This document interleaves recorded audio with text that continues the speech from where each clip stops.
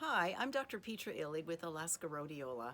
I would like to introduce you to Carl Edwards, who is our local rhodiola enthusiast, and I call him our citizen scientist because of the great work he does in promoting rhodiola cultivation.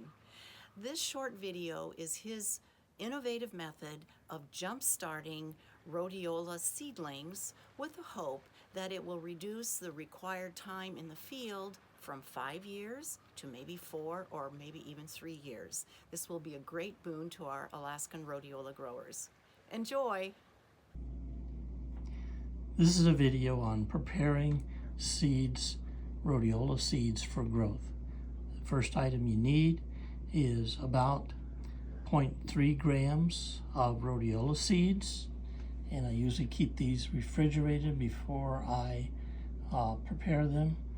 And you also need a test tube to put everything into. The next thing you need is a small amount of regular table sugar, 0.1 grams, and I just use generic brand.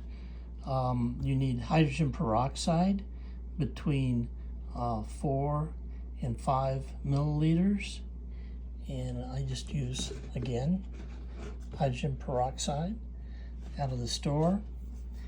You need 5.5 ounce what I call Dixie cups, and they have tiny holes that I've poked into the bottom of the container so that it can drain out, and I filled it about half full of sand. And of course you need the test tube. It might be handy to have a small balance or scale.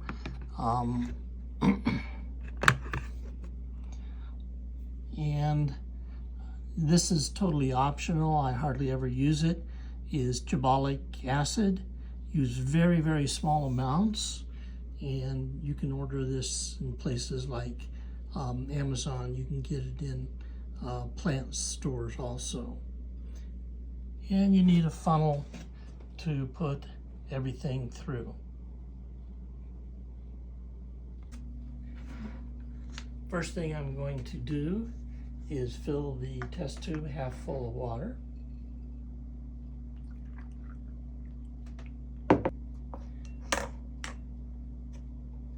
The next item will be the seeds.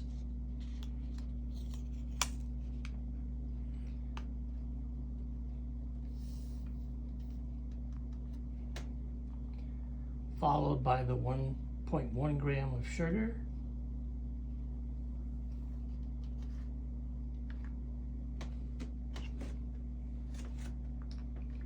And I'm applying the hydrogen peroxide.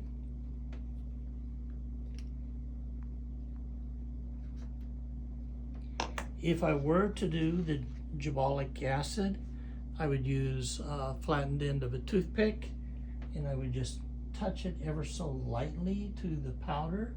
I would shake off as much as I could, and then just hit over the top of the test tube, getting very, very, very small amounts into the test tube. And then I fill the rest of the test tube almost full. I usually don't fill it completely full because then the seeds might pour out. So there's a little air space in there. I close the top. I shake it around so that it mixes well.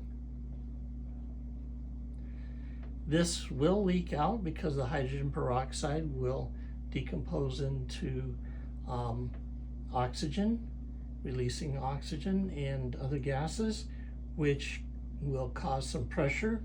So make sure you have it on a couple of paper towels, or like I have it on a surface that's not going to cause everything else to get wet. And then what I do is set a timer for 2 hours, and then I come back after 2 hours. So we have our seeds here that have been sitting in the solution for 2 hours. We're going to go ahead and add them to the sand. Just pour them in.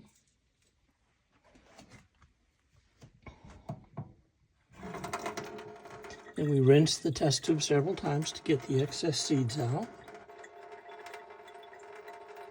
Notice the container is draining. That's why I put it over by the sink. Once it drains out, I will mix it.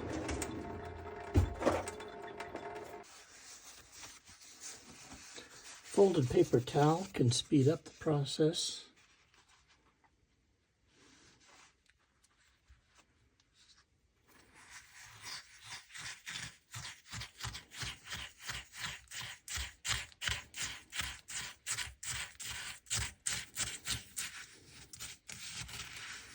Once it's thoroughly mixed,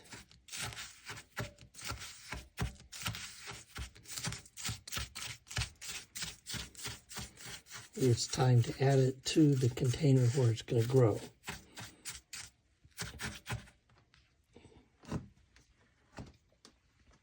These are the supplies you need for making the drain in the growing chamber. You need a zip tie, you need a slotted drain tube or tubing that is between 6 and 7 centimeters. I just took an X-Acto knife and cut slots into it so the water can drain into it. You need a connector. You need a small section of tubing that'll go through the container that you're using to grow. And I use between 3 and 4 centimeters. You'll need a strainer, sand strainer. I'm using a 25 micron, 10 to 5 centimeters, 10 this way, 5 this way. And I'm using this brand here, which I found is pretty reasonable in cost, and I got that through Amazon. And I use a stop valve right here. I'm going to go ahead and assemble these as it's recording. So the first thing I do is I put this into the connector, and this is slotted here and slotted all along. The next thing I'll do is put my sand screen over the top, and I put a zip tie over that so the sand doesn't seep into the middle. And I just tighten up that zip tie pretty tight and just zip it down as hard as you can. And then I put my connector through the wall of the container. I've already drilled a hole and put one in here, but this will go right in here. The container is right here, and there's a hole through the container, and I simply insert this into the stop valve. Sometimes I had to apply a little silicone around here if it's leaking too bad. Most of the time it doesn't leak, but this will shut off the water so that you can hold water if you need to flood the container a little bit. I like to flood the container once a day, just a little bit, not enough to lift the seeds off the surface, but just enough to get that sand wet on the top. And then I shut it. This drains it, and so it'll go into a drain, and that way I can keep it dry during most of the day, but also water it once a day. This is my growing container that has a built-in drain to it. This will allow me to plant my seeds in sand, which will be easy to extract the seeds later when I'm replanting them into regular soil. This is just wet sand, and what I'm going to do now is put little furrows into the sand, and this allows the seeds to sink into different depths as I'm applying it and spreading them. That way they're not all going to be at the surface, and they're not going to be too deep so they don't grow. So I just make little hash marks back and forth.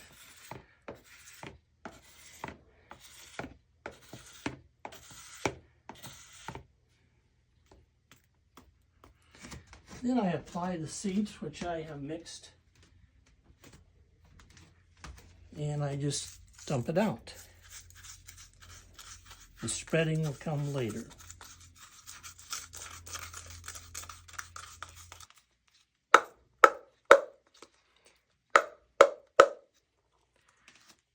And then it's a simple matter of just spreading them out, going back and forth across the surface so that the seeds are somewhat evenly distributed in the sand. This sure beats trying to count seeds out and putting them into individual pots.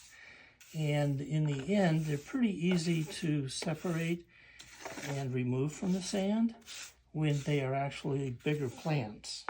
And that's a lot easier to do than hundreds of thousands of little tiny seeds and trying to get 2 or 3 into each growing pot.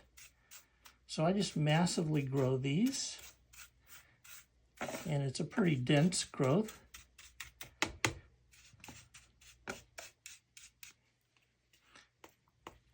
And then to make sure they're all going to get water, I take my hand and I just push on the sand a little bit, and that pushes them down into the sand.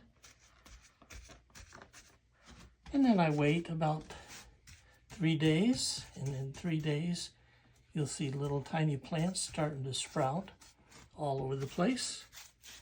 And that is the story of how I plant my rhodiola seeds. These are some chambers, grow chambers, that I've set up with the drain valves. These are open, which means I've already flooded it. These plants have been growing between about 3 weeks and about 5 weeks. And you can see that I have a container up at the top that contains water. It goes down into these valves so that I don't pour water in the top, which displaces the sand, but it at the same time will allow for it to drain, and I just drain it down into another tray. Here are some plants that I've had growing for a while in sand, and I want you to see how easy it is to separate them once they have grown up. And these are ready to plant into my aeroponics, or one for planting them outside. And you just take them and shake them, and all the stuff will separate from the roots, and you have a nice clean root system, and that plant will grow pretty quickly. This is more than you would expect coming out of the first winter when you plant them as a seed. After about 5 weeks of growing in the sand, I put them into an aeroponic system where the growth is accelerated one more step. You can see nice, healthy root systems that grow on these plants. This is really important before you actually transport them into the soil. It just allows that boost in the actual growth. And that's what the goal is to get these slow growing plants to be able to develop in a couple of years less than normal. This video by Carl Edwards demonstrating his innovative technique of jump-starting rhodiola seedlings was brought to you by Alaska Rhodiola Enterprises, where we are dedicated to producing the highest quality cultivated rhodiola on the planet. Visit us at akroseroot.com.